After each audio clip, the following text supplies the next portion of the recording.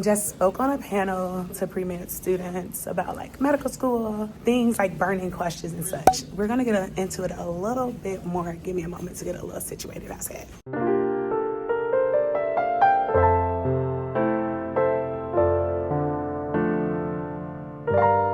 Hey y'all, welcome back to Medicine with Vix. That is me. I'm a third-year medical student and I come to you weekly with videos about my pre-med term, med school life, a little bit of everything in between. Today is a pre-med video. I have been slacking on those. Sorry fam, I'm back on it. We back.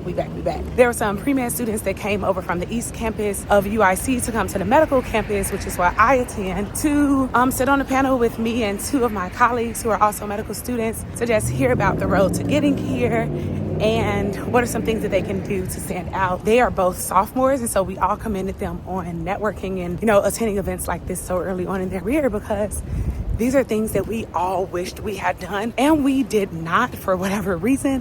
Hindsight is 2020. Also really trying to catch up so I don't miss this train. But I'm gonna write down all the topics that we discussed because it gave me great ideas for like my YouTube channel, things that I kind of skipped over on my journey that I just kind of, I guess, assumed that y'all knew, but you really may not know. So we're gonna fill those gaps so that you know all that you know to be all that you can be. Popping in.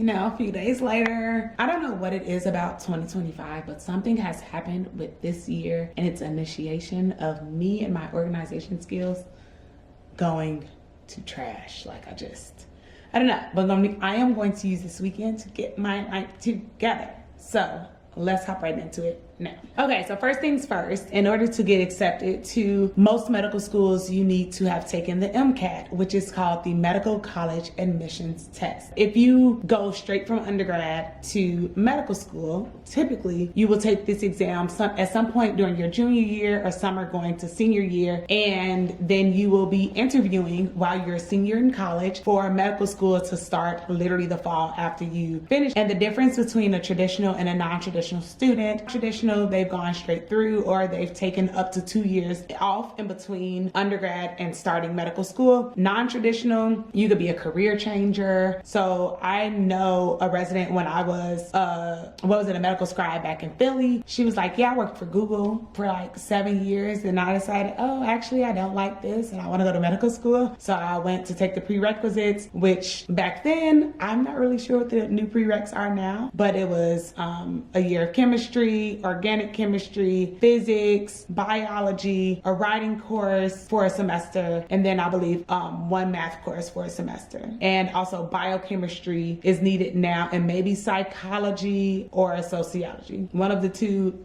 Back when I applied, it was optional, but I highly recommend it. Not sure exactly what it is at this point. So yeah, that's what makes it non-traditional. Someone who took more than 2 years to get to medical school, their journey could be like mine. I always knew I wanted to be a doctor. It just didn't quite play out how I wanted or how I thought it was supposed to. So I am considered a non-traditional medical student. Oh, I remember asking them what their majors were, and both students said biology. And I was like, but do you like biology? And it was like, yeah, I do. And I was like, if you do, that's cool. But now is the time to do things that you enjoy, things that you like. My major was communication sciences and disorders. I left the College of Arts and Sciences. I was originally a chemistry major, and I moved to the School of Communications because I was like, I don't like this. I liked chemistry, right? In high school, I loved it. But in college, I was struggling badly. Like, I got a C minus, C minus, C. And I was like, not my best being C work. In high school, I've never gotten a C in my life. I barely got B's in high school. And then I got to college and I'm struggling. And I was like, I want to be a doctor. Like, what are you talking about? What is the name of the game? And how did the script flip? How did it switch up on me? I was not a fan. So I moved to the School of Communication. I still got some science classes, but they were more like a soft science. Did still have to take the prereqs for medical school, but I wound up doing a post-bac for that because I couldn't let my GPA be that ruined. But on the other end, don't be so focused on the GPA. Like, yes, obviously you want good grades, but you want to learn, and you want to learn things that you actually are invested in, or you are interested in learning more or knowing more about. So I was an African-American studies minor. And during the panel, I was like, arguably I should have been a major because I loved AFM. But what kept me from being a major is writing all those papers. Although I enjoyed going to the classes and reading the books, the dialogue, the discussion, it was amazing. But writing was not my thing. I told them about how I wrote a paper on the iconicity of Kanye West. In 2025, I won't really say that he's actually iconic anymore. I don't really listen to his music anymore. But back in 2012, he was my beautiful, dark, twisted nightmare fantasy, whatever the album was. Like, that album smacked. And all the albums before that, like, it was amazing. And so I thought it was dope that I had a class that I could talk about these things and write a 10-page paper on, which is wild, but I should have likely done that or taken more classes of that nature. And I didn't find out until later in my college education that I didn't only have to take science classes. It could be other classes that I could take, as long as I was, you know, like, take things that you like, take things you're interested in, that you want to learn more about. And medical admissions, like, committees, they're not going to be like, oh no, she didn't just have biology and chemistry. No, it actually gives them more to ask you, like, oh, why did you want to be an AFM major? Oh, why were you an arts major? Oh, why were you a dance major? Like, that's so cool. That's so different. We don't really get many students who apply and they have dance as a major, they have art as a major, they have AFM as a major, they have history as a major. Be, like, at the end of the day, be true to you. And so on your applications, for your medical school applications, there will be experiences that you have to fill out. Please don't let every experience be medicine. Like, we are all so unique in everything that we do, and you want your personality to shine on paper so much so that they want to call you in for an interview. Yeah, let your grades speak for themselves. Yeah, let your test scores, whatever. Like, that's one small part. But the rest of it is like, how is this app different than the hundreds that I've already read? Because technically your app, you're just a number. Like, they're not gonna be like, oh, this is Vickie's application. No, this is number 12579, whatever. And how is that application so great that I want to see if the person, when I get in front of them, is matching what I'm reading. So as I've told y'all before, like, yeah, I had things on there that were definitely showing my dedication and commitment to exploring the field of medicine, tons of shadowing, tons of volunteering. But one of my most meaningful experiences was when I went to Uganda, and we had to create a 7-week program for this community so they could be sustainable once we left. Like, yes, I talked about giving workshops on medical topics, but more importantly, I focused on the community that I gained while there. And I was a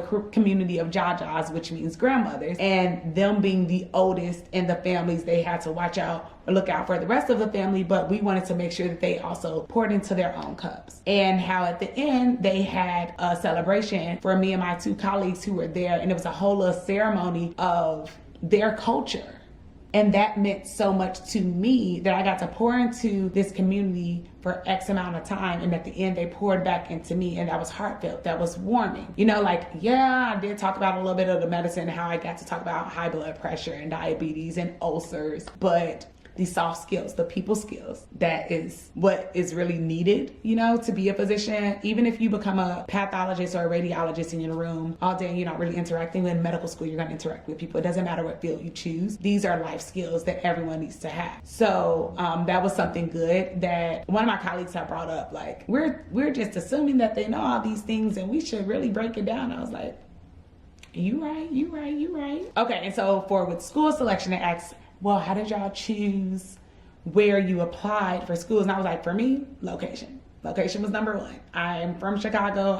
I knew I wanted to be back in Chicago. So I applied to all the schools in the state of Illinois. I believe we have like 5 medical schools. Well, I didn't apply to University of Chicago, Rush, or Northwestern. So I guess I didn't apply to all of them. I applied to University of Illinois, SIU, Rosalind Franklin, Midwestern. I think those are the 4 I applied to. Wow, we have a lot, because then there's Northwestern and U Chicago, and then Carl, University of Illinois in Urbana. Wow, that's 7 schools in one state. It's a big deal. So I applied mainly here, and then I did like the Midwest because I knew I wanted to be close to home. And then I did my I wouldn't even really call them reach schools, but I applied to the HBCUs, Howard, Mary, Morehouse. I did not apply to Charles Drew because that's in California. It's too far.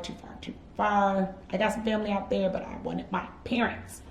And I talked to them about MSAR being a thing, medical school application resources, maybe is what it stands for. I was real close close. Medical school admission requirements. So on this website, you have to go on AAMC and you have to pay for it. But if you have the fee assistance program, you get it for free. At least you did back when I got it. And they tell you how many people interview every year, how many people apply, how many people are granted interviews, how many people actually accept the interviews, and how many are accepted. And also the ratio of students by gender, whether it's traditional, non-traditional, military, has a family. They give you the age ranges, the MCAT range, the GPA range, the course requirements in order to even apply and be accepted. They tell you how much it costs to attend here, cost of living, and the tuition cost. So I did base a lot off of that. So I got the fee assistance program, and that is a program based on your parents' income. If you qualify, I got reduced rate to pay for the MCAT. They sent me test prep books for free. I got AAMC study material for free, and you get to apply to 20 medical schools through AAMC, which is MD allopathic medical schools, for free.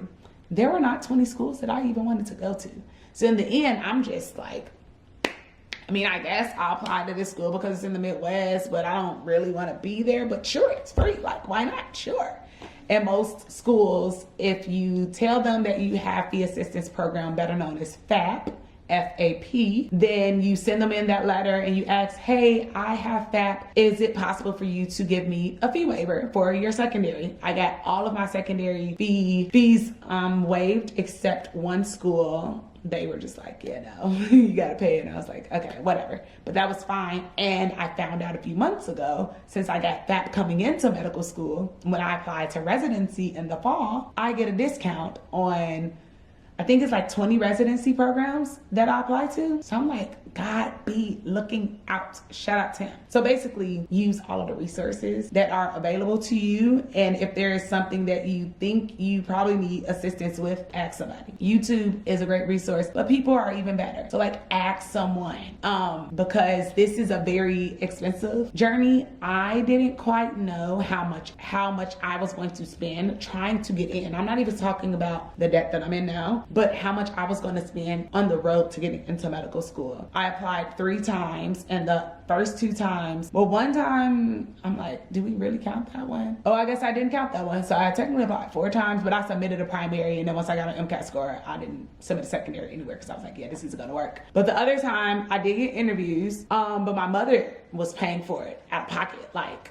thousands and thousands of dollars, and I didn't know about FAP. I did not know, so I didn't apply for it. And then when I did learn about it, I was like, oh, we're definitely doing this. Happened at a perfect time. It was in a pandemic, and I was like, cool, because the world was crazy. The world was upside down. I didn't need more of that upside downness in my life trying to be a doctor. Oh, other things people looked at when looking at a school was the support system from like their loved ones and the school, whatever support they were going to give, the type of curriculum, whether it's pass fail or do you get grades, resources that the school can give you. So like in my school, we have peer tutoring, we have a counseling center specifically for medical students, and research opportunities that you would be privy to, and learning what your layout is. Like, does your school give multiple exams per block, which you can think of as a mini semester? In my school, it's just one final exam. So I would say that's like a mini semester, and each one is about 6 weeks long, roughly, some give or take, more or less. And we have one final exam. That's it. We have a quiz every week that doesn't really count. It's not graded. It's for completion. And then at the end, you have your final exam. Some schools have exams every 2 weeks, or you have multiple exams in a week. These are questions you should ask while interviewing at schools, or while doing your research, or while talking to people from the school that you're interested in. What capacity, what can you hold as your capacity for being a student and thriving in medical school? Because we don't want to just survive. We want to thrive as well. Now I close my little book. Brief tidbit that we just threw in there for them. People love to lie. People love to sabotage. I don't know why, but my friend, when I sat down and had a video with her, I will link that because I need to actually go revisit it. Summer before I started medical school, she was like, don't listen to people. If they say that, oh, I haven't studied all semester, I haven't studied all block, I haven't studied at all, they're lying, and they're trying to get in your head. And I don't know why, because at my school we're pass fail. So like, whether you study or not, that had nothing to do with me. Like, I just need to pass the exam. And basically that was just a reminder to run your own race. And if you need help, don't listen to them. Like, get out your own head, put that pride aside, let that ego go and ask for help. This is the same as undergrad in a sense that professors now, like, they may not technically have office hours because they're doctors, but everyone is available. Like, people have jobs because you're a student, as in your tuition pays their salaries, at least their academic salary. So if you have questions, go up to them after class, go up to them before class, send them an email asking you to sit on Zoom, asking you to come to their office so that you can understand it. Because medical school, it goes by so fast. And if you fall behind, or if you even learn the material and dump it after each exam, you're going to be behind because we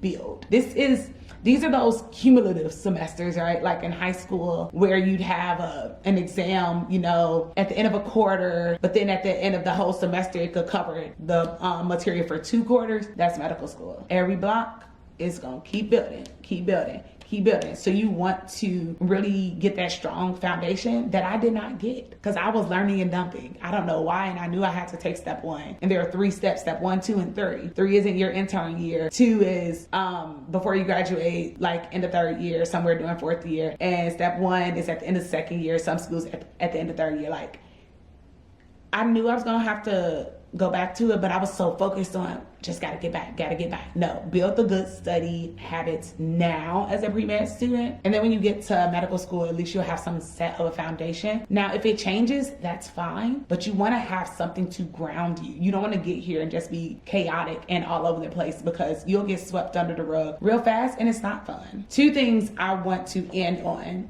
Networking is an underrated skill. It's something that can be very uncomfortable, putting yourself out there, meeting people that you don't know, putting on your business attire and putting on this face, you know. It seems real stiff, but it doesn't always have to be. I told them as they were there while we were on this panel, first of all, it was sent out to over 40 students, only 2 showed up. The coordinators, they kept apologizing to us and saying, well, maybe we could just do this another time. And I was like, honestly, I feel like we should go forward with it because they're here and they're important. Like, they're people, and we should not move it for the people who didn't show up. Like, they all have the same opportunity. And since y'all are here, this is a great networking opportunity for you. So if there's someone on this panel that you'd like to connect with, get our names, get our email. Like, this is a way to continue to build and grow. So as pre-med students or anyone, here are 3 networking tips I want to give you. Make meaningful connections. Ask for contact information and follow up. Like, when I was on OB-GYN,